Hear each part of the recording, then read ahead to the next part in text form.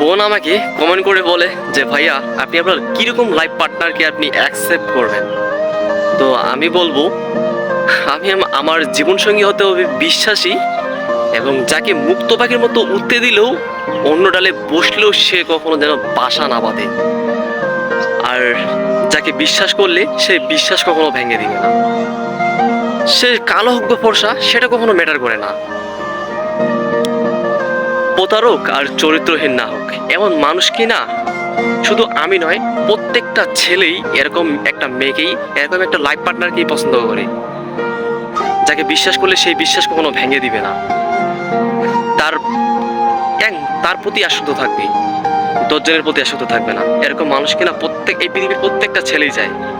জানি না কে কে কারো লাইফে বা মেয়েরা কোন ছেলেকে, কোন টাইপের ছেলেকে পছন্দ করে, তবে হ্যাঁ আমার মতো বিশ্বাসীবান ছেলেরা এরকম মেয়েকেই পছন্দ করে।